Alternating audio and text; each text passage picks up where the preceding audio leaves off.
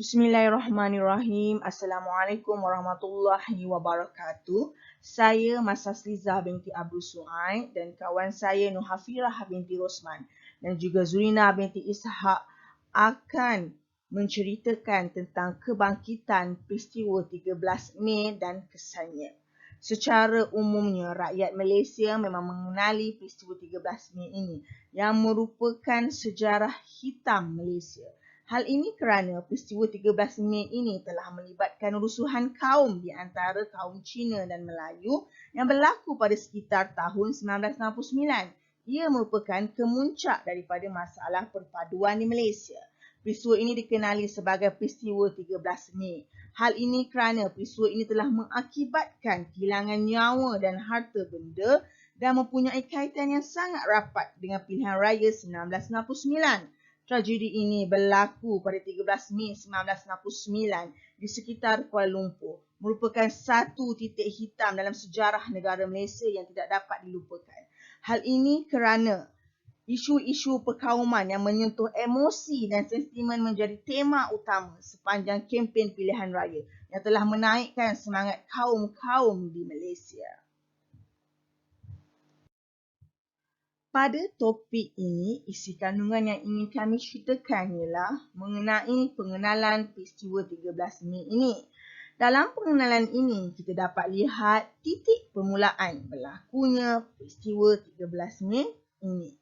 Pada pengenalan ini juga, kami memaparkan gambar-gambar peristiwa 13 Mei 1969 di sekitar Kuala Lumpur. Dalam topik ini, terdapat 3 perkara yang ingin kami tekankan, iaitu yang pertama, mengenai kronologi peristiwa 13 Mei 1969. Dalam kronologi ini, kita dapat lihat peristiwa ini berlaku kerana yang pertama disebabkan oleh pilihan raya 1969, di mana ahli-ahli politik terutamanya pihak pembangkang telah membangkitkan soal-soal sensitif seperti bahasa kebangsaan, kedudukan istimewa orang Melayu dan hak kerakyatan orang Melayu dan bukan Melayu. Yang kedua disebabkan oleh kekalahan Parti Perikatan dalam pilihan raya 1969, di mana Parti Perikatan di antara UMNO, MCA dan MIC telah mengalami kekalahan yang sangat teruk dalam pilihan raya 1969, iaitu hanya 66 kerusi sahaja dimenanginya dalam Dewan Rakyat. Parti Perikatan ini telah hilang majoriti 2/3 dalam Dewan Rakyat. Yang ketiga pula, perkara berkaitan perarakan kaum Cina melambangkan kemenangan dalam kerusi pilihan raya. Sebab terjadinya peristiwa 13 Mei 1969 ini disebabkan oleh perarakan kemenangan oleh parti-parti yang ditunjang oleh kaum Cina di sekitar jalan raya di Kuala Lumpur. Perarakan ini menyebabkan kesesakan di jalan raya di sekitar Kuala Lumpur bermula di Jalan Campbell dan Jalan Hill dan menuju ke Kampung Baru. Dikatakan kaum Cina yang menang telah berarak dengan mengikat penyapu pada kenderaan mereka sebagai lambang kemenangan mereka menyapu bersih kerusi sambil melaungkan slogan perkauman. Ada pendapat menyatakan lambang mereka meletakkan penyapu ialah untuk menyingkirkan orang-orang Melayu.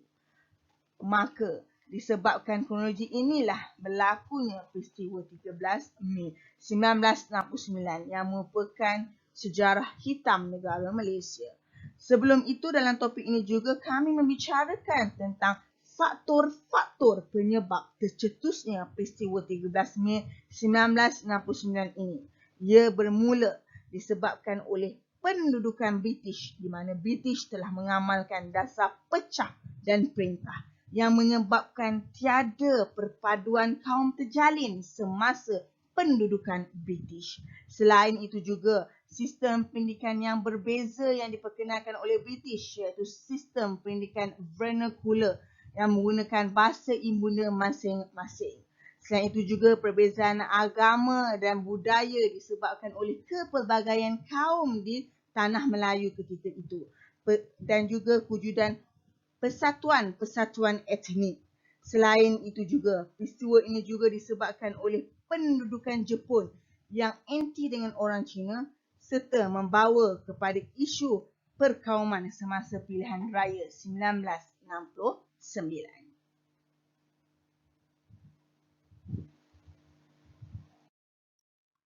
Perkara yang ketiga yang ingin kami tekankan adalah tentang implikasi atau kesan daripada peristiwa 13 Mei 1969 ini. Disebabkan berlakunya peristiwa 13 Mei 1969 ini, pihak kerajaan telah membawa pembaharuan dari aspek politik, ekonomi dan sosial untuk mengeratkan lagi perpaduan kaum di tanah Melayu dan Malaysia supaya terjalin dan diperkukuhkan lagi. Oleh yang demikian, terdapatnya dasar-dasar yang baru untuk menyatu padukan kaum. Antaranya adalah dasar ekonomi baru, penyusunan semula masyarakat daripada masyarakat Cina, Melayu dan India, dan juga tertubuhnya Majlis Gerakan Negara yang membawa kepada penubuhan rukun negara sebagai teras atau asas yang harus dipegang oleh rakyat Malaysia, dan juga wujudnya Majlis Muhibah, Dasar Kebudayaan Kebangsaan, Wawasan 2020 dan juga konsep Satu Malaysia. Kesemua ini adalah dibuat oleh kerajaan Malaysia supaya kesemua kaum di tanah Melayu dan Malaysia tidak rasa tersisih disebabkan oleh dasar-dasar kerajaan. Oleh yang demikian, kesemua dasar ini juga adalah untuk menyatu padukan kaum di Malaysia supaya boleh hidup secara aman dan juga harmoni. Pengenalan. Peristiwa 13 Mei 1969 merupakan satu tragedi berdarah yang banyak meninggalkan kesan terhadap politik, ekonomi dan sosial masyarakat Malaysia. Peristiwa 13 Mei sememangnya bukan satu peristiwa yang berlaku secara tiba-tiba maupun spontan, tetapi ianya merupakan satu rentetan peristiwa kepada sebab atau peristiwa yang berlaku sebelumnya. Tanggal 13 Mei 1969 tercetusnya satu detik hitam dalam lipatan sejarah negara Malaysia kerana pertelikahan kaum di antara orang Melayu dan Cina yang berlaku telah mengakibatkan negara kehilangan banyak nyawa dan kerugian harta benda. Ia mempunyai kaitan rapat dengan Pilihan Raya Umum 1969 di mana dalam pilihan raya itu banyak isu-isu yang sensitif telah dibangkitkan seperti bahasa kebangsaan, kedudukan istimewa orang Melayu dan hak kerakyatan bukan Melayu. Dalam pilihan raya itu juga, Parti Perikatan gagal memperolehi majoriti 2/3 dalam Dewan Rakyat, manakala Parti Gerakan dan DAP yang berjaya mendapat 25 kerusi telah mengadakan perarakan di Kuala Lumpur sambil menghina bangsa Melayu. Keadaan ini sebagai tamparan hebat kepada orang Melayu dan akhirnya UMNO telah mengadakan perarakan balas sebagai bantahan terhadap penghinaan ini. Dalam suasana tegang dan penuh emosi ini, maka tercetuslah peristiwa 13 Mei 1969 itu.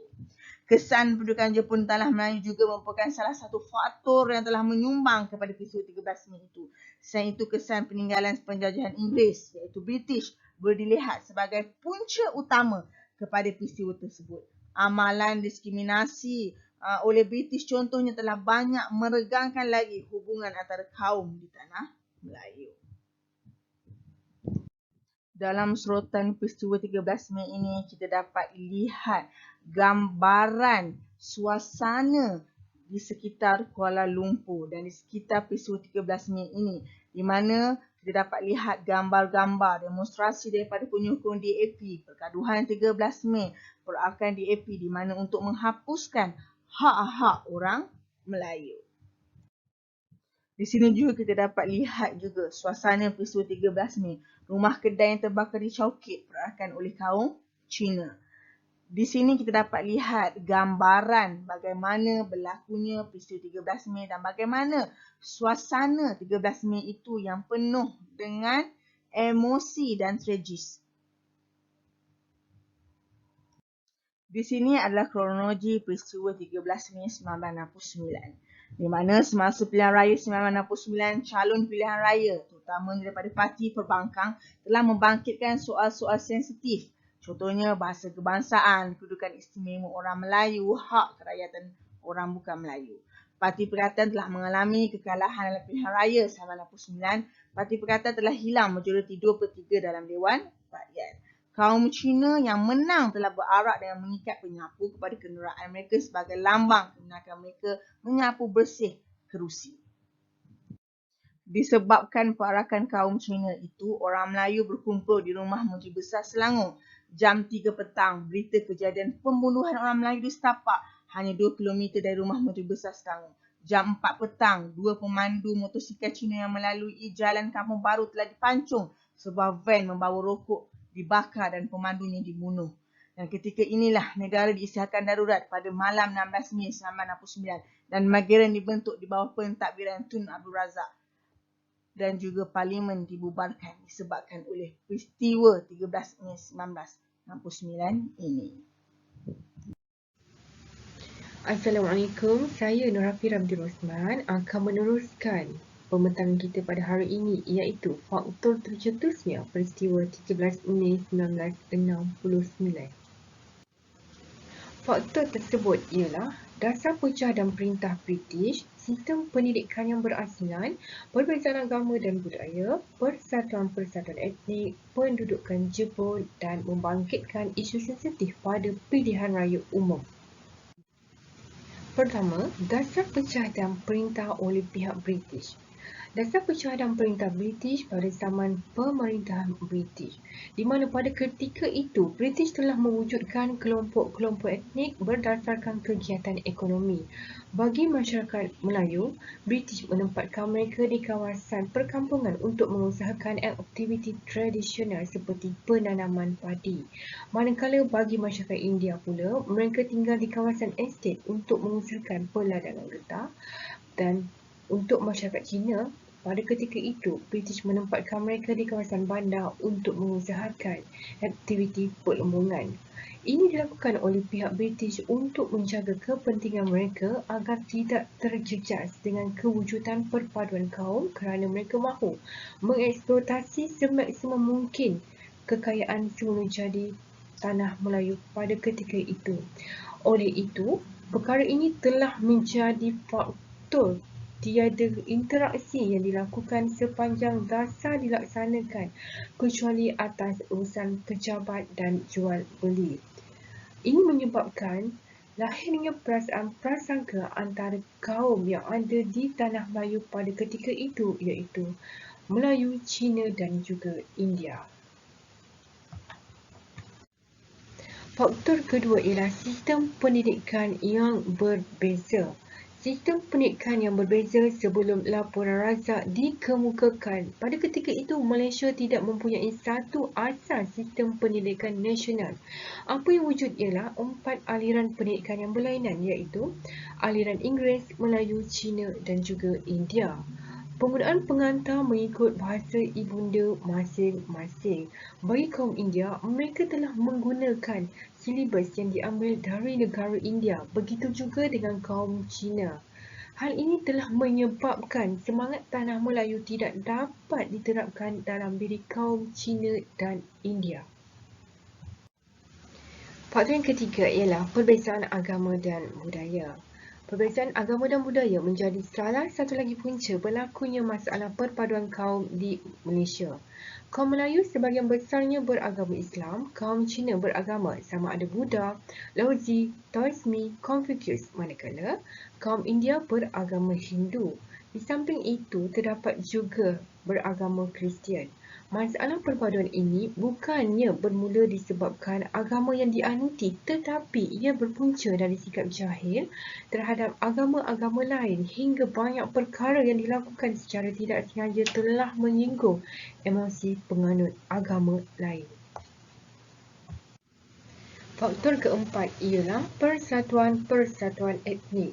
Persatuan-persatuan etnik struktur masyarakat Malaysia terdiri daripada berbagai-bagai kaum telah melahirkan banyak persatuan-persatuan politik, sosial dan ekonomi yang berasaskan kepada kepentingan kaum masing-masing. Perkara ini telah memperkuatkan lagi rasa syak-wasangka di antara satu sama lain kerana persatuan-persatuan ini hanya memperjuangkan kepentingan kumpulan kaum yang mewakili mereka sahaja tanpa menghiraukan kaum-kaum yang lain. Selain itu, eksploitasi perbezaan wujud antara kaum hingga menimbulkan rasa tidak puas hati ini. Faktor kelima ialah pendudukan Jepun. Pendudukan Jepun telah menjadi salah satu punca permusuhan antara orang Melayu dengan orang Cina. Hal ini demikian kerana pihak Jepun telah memberi layanan yang istimewa kepada orang Melayu berbanding dengan orang Cina disebabkan Jepun masih lagi dipengaruhi oleh sentimen peperangan yang berlaku dengan negara China pada akhir kurun ke-19 dan awal kurun ke-20. Keistimewaan yang diberikan oleh pihak Jepun kepada orang Melayu kita dapat buktikan melalui peluang pekerjaan di sektor kerajaan dan keselamatan. Berbanding dengan orang Cina, peluang pekerjaan tersebut tidak diberikan oleh pihak Jepun kepada mereka. Ini menjadi salah satu punca tercetusnya peristiwa berdarah 13 Mei 1969. Faktor keenam ialah membangkitkan soal sensitif pada pilihan raya umum 1969. Semasa kempen pilihan raya tahun 1969, parti-parti politik yang bertanding telah membangkitkan isu-isu sensitif seperti kedudukan, hak istimewa orang Melayu, bahasa Melayu sebagai bahasa kebangsaan dan hak kerakyatan orang bukan Melayu. Tujuan mereka adalah untuk memancing undi daripada orang ramai. Dalam pilihan raya umum ini, parti DAP dan Gerakan telah memenangi majoriti dan mereka telah mengadakan perarakan untuk menghina orang Melayu. Kesan daripada tindakan parti DAP dan Gerakan ini telah menyebabkan orang Melayu melalui UMNO telah mengadakan perhimpunan balas. Assalamualaikum warahmatullahi wabarakatuh. Saya Zurina binti Ishak akan meneruskan pembentangan kita pada hari ini iaitu implikasi peristiwa 13 Mei 1969. Terdapat 7 implikasi yang telah kami senaraikan daripada peristiwa 13 Mei. Implikasi yang pertama, dasar ekonomi baru iaitu DEB. Yang kedua, membentuk Majlis Muhibah. Yang ketiga, penubuhan Majlis Perundangan Negara. Yang keempat, dasar kebudayaan kebangsaan. Yang kelima, rukun negara. Seterusnya, penyusunan semula masyarakat. Dan akhir sekali, penubuhan Mageran. Bagi implikasi yang pertama, iaitu dasar ekonomi baru. Dasar ini dikemukakan untuk mempercepatkan proses penyusunan semula masyarakat. Dasar ini juga dibuat untuk memperbetulkan ketidakseimbangan ekonomi supaya pengenalan kaum mengikut fungsi dapat dihapuskan. Ia juga bertujuan untuk menambah peluang pekerjaan kepada rakyat Malaysia tanpa mengira kaum dan rancangan pembukaan tanah baru, contohnya Felda dan Petra. Implikasi yang kedua ialah penyusunan semula masyarakat. Penyusunan semula masyarakat ini dibuat untuk pemilikan equity. Ia juga melatih dan membentuk usahawan dan pedagang baru di kalangan masyarakat Bumiputera. Penyusunan ini juga bertujuan untuk menambahkan kota pendidikan di IPT di dalam dan di luar negeri khasnya untuk pelajar Bumiputera. Dan seterusnya, ia bertujuan untuk menambahkan bilangan Bumiputera yang berkelayakan ikhtisas dan teknikal dalam sektor awam dan swasta. Implikasi yang ketiga adalah Majlis Gerakan Negara, iaitu dikenali juga sebagai Mageran, yang mana majlis ini ditubuhkan pada 17 hari bulan 5 1969. Mageran ini diketuai oleh Perdana Menteri ketika itu, iaitu Tun Abdul Razak bersama-sama pemimpin-pemimpin politik, pegawai kanan kerajaan dan pegawai tinggi polis serta tentera berfungsi untuk mengembalikan keamanan dan undang-undang negara, menentukan pentadbiran yang licin dan sempurna serta mengembalikan suasana harmoni dan kepercayaan antara kaum di Malaysia. Magaran ini berjaya mencapai matlamatnya dan kerajaan berparlimen dikembalikan pada 23 hari bulan 2 1971. Seterusnya, rukun negara. Tujuan pembentukan rukun negara ini adalah untuk mencapai perpaduan di kalangan rakyat tanpa mengira kaum, warna kulit, bangsa dan agama. Terdapat 5 prinsip rukun negara yang telah digariskan. Yang pertama, kepercayaan kepada Tuhan. Yang kedua, kesetiaan kepada raja dan negara. Ketiga, keluhuran perlembagaan. Keempat, kedaulatan undang-undang. Dan kelima, kesopanan dan kesusilaan. Seterusnya, pembentukan Majlis Muhibah. Majlis ini dibentuk bertujuan untuk menggalakkan perkembangan perasaan muhibah di antara masyarakat berbilang kaum di Malaysia. Ia juga berusaha memulihkan, memupuk dan mengekalkan perasaan percaya mempercayai di kalangan kaum. Majlis ini juga dibentuk untuk mengkaji masalah sosial dan kebajikan awam dan bekerjasama dengan pihak berkuasa atau jabatan kerajaan yang berkenaan untuk menghapuskan kesulitan dan kesalahfahaman. Seterusnya, dasar kebudayaan kebangsaan. Dasar ini bertujuan untuk membantu mencapai perpaduan di kalangan rakyat Malaysia. Ia juga bertujuan untuk memupuk dan menjamin keutuhan identiti kebangsaan. Seterusnya, ia bertujuan untuk memperkayakan dan memperingatkan mutu kehidupan manusia dan menanam sikap kerohanian yang seimbang dengan pembangunan kebendaan di Malaysia. Seterusnya, pembentukan Matlamat Wawasan 2020. Pembentukan ini telah menghadapi beberapa cabaran. Antara cabaran-cabaran yang dihadapi untuk mencapai Matlamat Wawasan 2020 adalah yang pertama, negara yang bersatu. Yang kedua, masyarakat berjiwa bebas. Yang ketiga, masyarakat demokratik. Yang keempat, masyarakat bermoral dan beretika. Seterusnya, masyarakat liberal. Seterusnya, masyarakat progresif dan saintifik. Seterusnya, masyarakat penyayang. Seterusnya, masyarakat yang adil dalam bidang ekonomi. Dan akhir sekali, masyarakat makmur. Seterusnya, implikasi yang terakhir adalah konsep satu Malaysia. Konsep satu Malaysia ini merupakan suatu konsep yang baru dilancarkan di Malaysia pada tahun 2009 yang lalu.